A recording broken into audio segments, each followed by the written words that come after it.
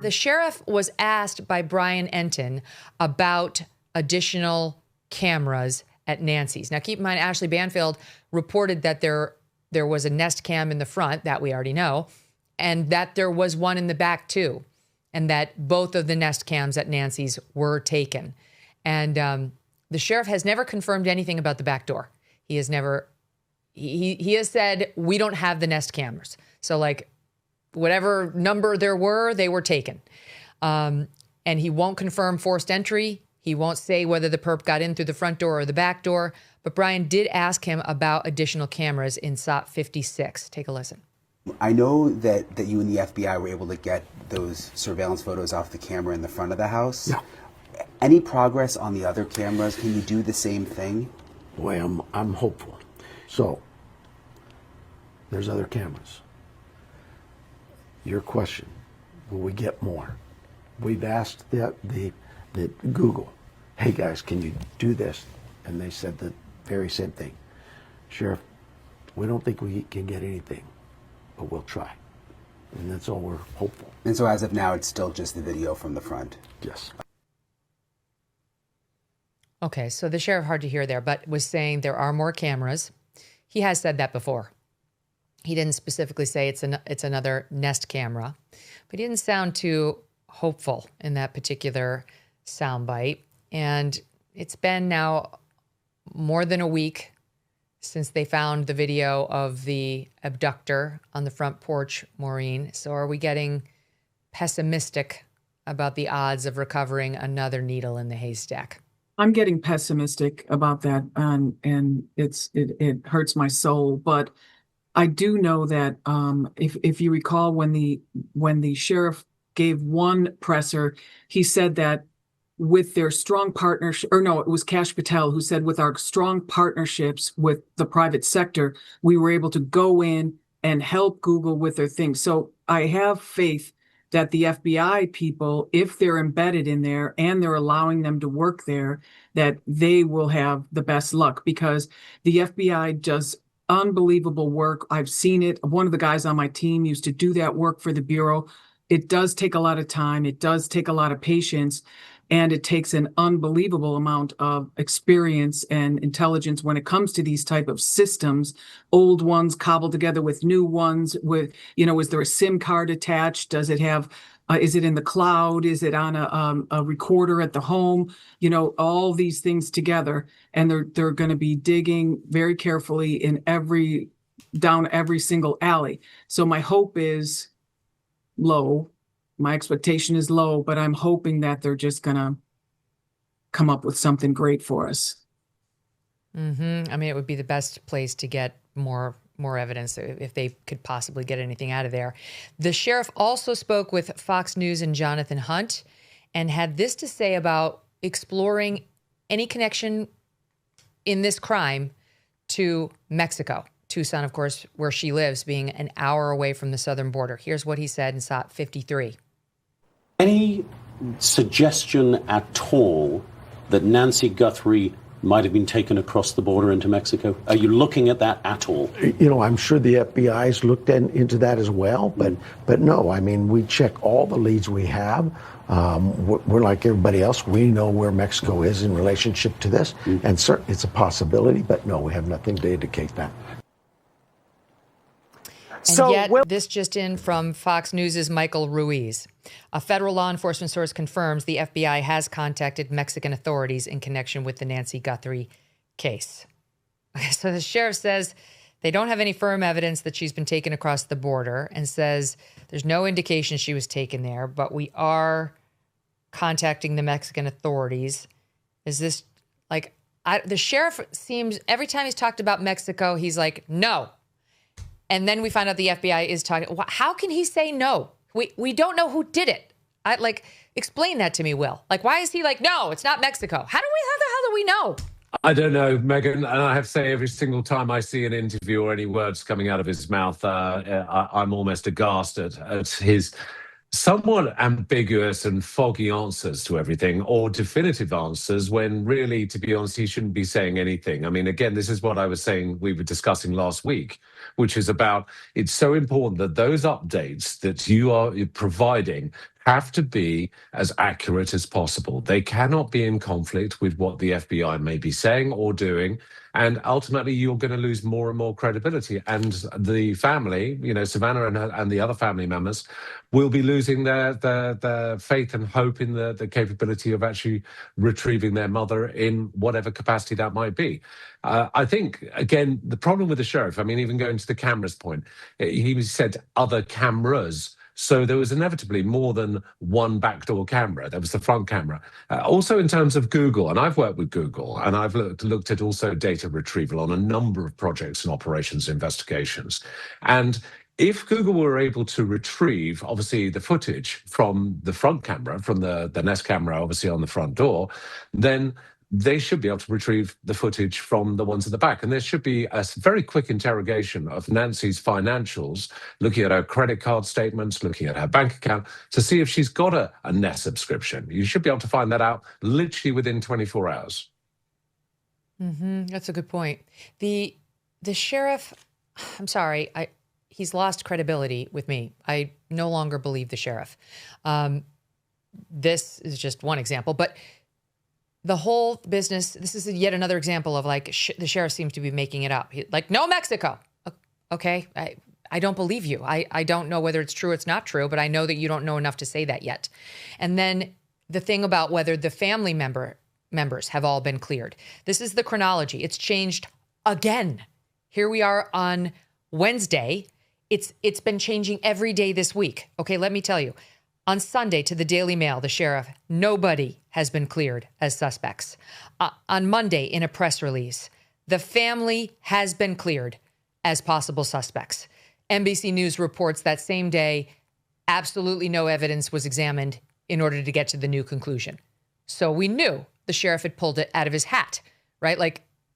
When he said, no one's been cleared, and then the family's been cleared, we all said, oh, they must have gotten a DNA. Something came back. Something got him there. No, NBC reported absolutely nothing changed. It's just the sheriff just deciding to tell us they've been ruled out. And then he added, and they've been ruled out from the first early days of the case. Well, then why did you tell the Daily Mail on Sunday that no one's been ruled out? Why did you say that? Why did you say that every day for the preceding 12 days that no one had been ruled out? So it seemed very clear that he was trying to do the family a solid on Monday by just saying, they're all ruled out. Then the FBI wouldn't go that far, just kind of had a no comment in response to the family's ruled out. Then Tuesday, which was yesterday, he comes out after the showtime and said the Guthrie family has not been identified as suspects. They've not been identified as a suspect. Well, that is not the same thing as being ruled out, being cleared. That's not the same thing at all. That's a massive walk back, which he did. And then he sits down with Fox News' Jonathan Hunt, and he asks the sheriff, this is within an hour of him doing the walk back of saying, well, they haven't been cleared. And this is what he says, SOP 51. You are 100% certain that there is no connection between the kidnapping and the siblings or the siblings' spouses, the Guthrie siblings?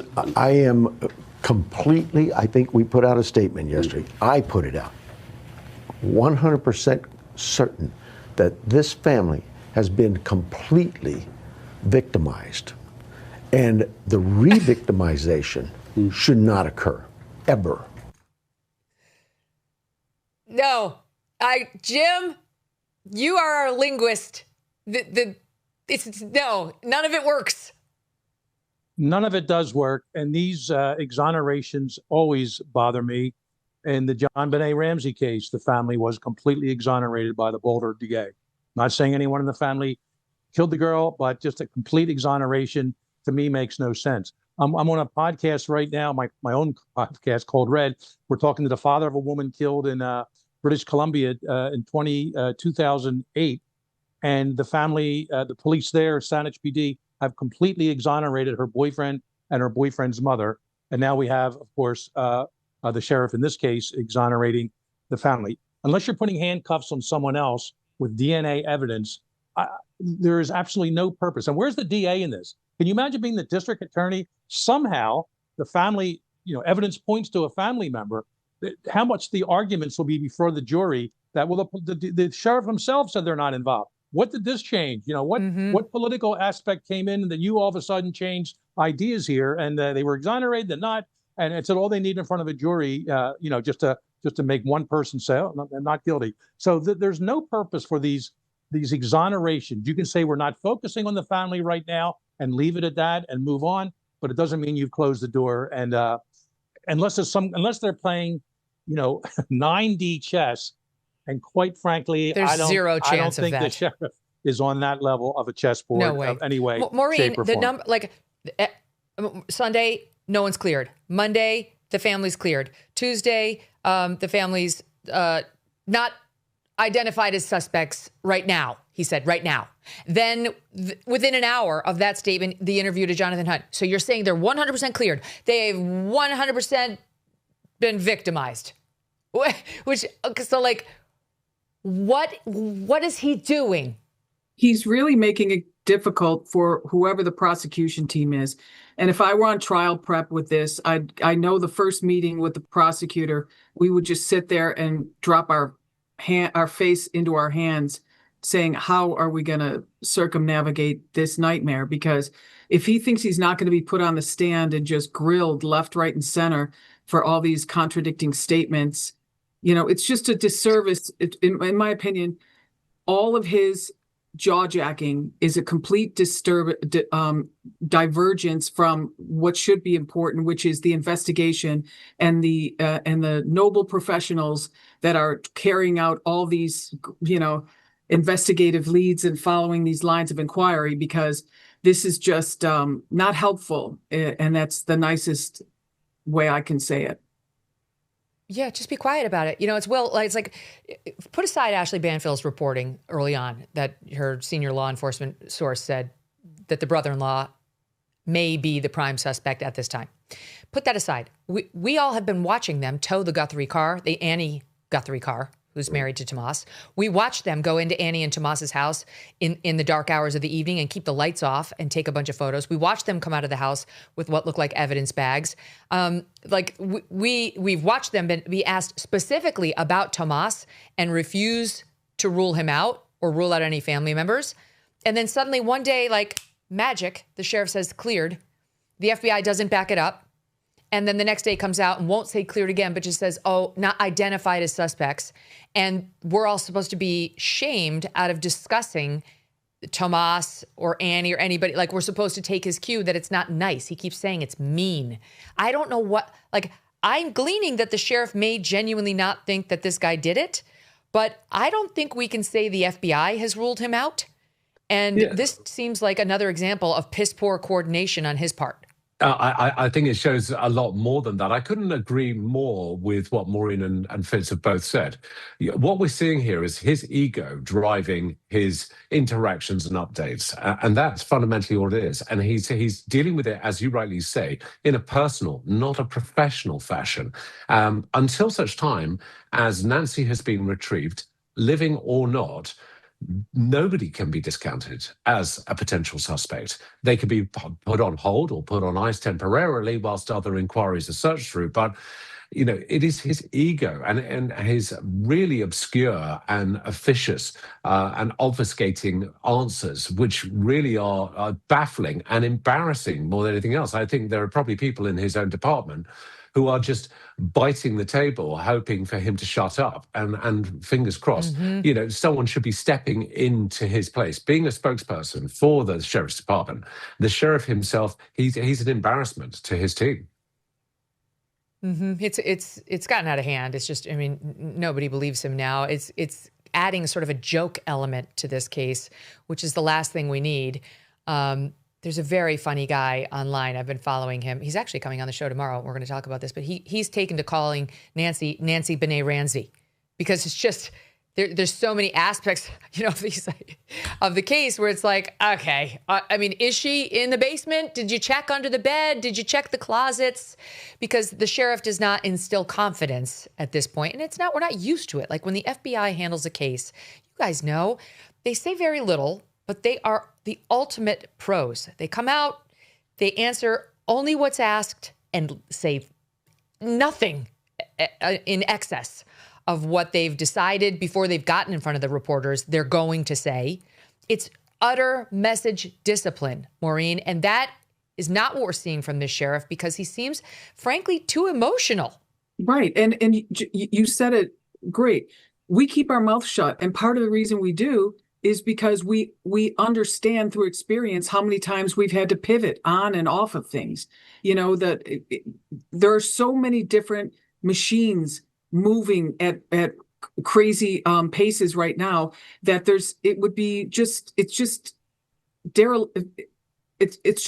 I don't know the word I'm looking for, but reckless. It's reckless to say that everyone's cleared when you have so many things going on. Now, if there's nothing going on in the investigation, then it makes sense. There's nothing going on. We're not doing anything. But I mean, even the simple thing where we don't even know how anyone got into the house. We're saying that, oh, well, on the timeline, if you look, it's 9:48 that they opened the garage and it closed 2 minutes later. Well, there's a number of different ways to open the garage, depending on your device and how it's configured.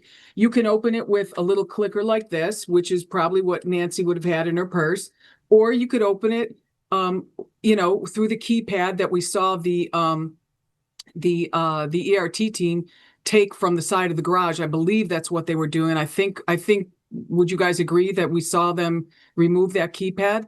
But the only thing, depending on how it's configured, the only thing that's really going to keep a log of that entry is going to be an app. But if you're doing it, in the old analog way, if it's configured in a way that it can do all these different entry types, you can have people coming in and out of that garage without any log being produced on your phone. So and you're making the point because Tomas was the one who dropped Nancy off allegedly at 9:48 that night after a night with Tomas and Annie playing games at their house. And they said Nancy's garage door opened at 9:48 and closed at 9:50. But do we really know that Nancy was returned at that hour? Do we know that she walked into the house? The pacemaker and the iPhone may give us some clue. Presumably they've done phone analysis on Nancy's phone that suggests she was back at home. But we don't know that because they do, Jim, keep going back to Annie's house and taking pictures and so on. And so it is possible that law enforcement has seen something suggesting we don't really know if Nancy Guthrie was in her own home from 9:48 forward that evening. Bottom line, we do not know that. You are accurate. From the first day we've been together, Megyn, we've been discussing this timeline and we can't rule out some of these options. But let me throw in a mitigating factor that we haven't discussed yet regarding the exoneration, if you will, of the family. It's very possible the family themselves had requested the sheriff to make that statement. Do your job for a week or so, Oh, yeah. 2 weeks. That's what I think And happened. it could be Savannah saying, look, you got to do something here. My family didn't do this, I'm convinced. And that's under that pressure. 100%. That's what happened. He's an elected official. There's a lot of, no doubt Nancy had a lot of friends there. He maybe is thinking of the next election. Okay, well, with any other evidence, no evidence at this exact moment pointing directly at one of them. Sure, I'll come out and say this. International disputes, inflation, rising national debt, digital currency. There is a never-ending list of reasons gold has risen over 700% in the last 20 years.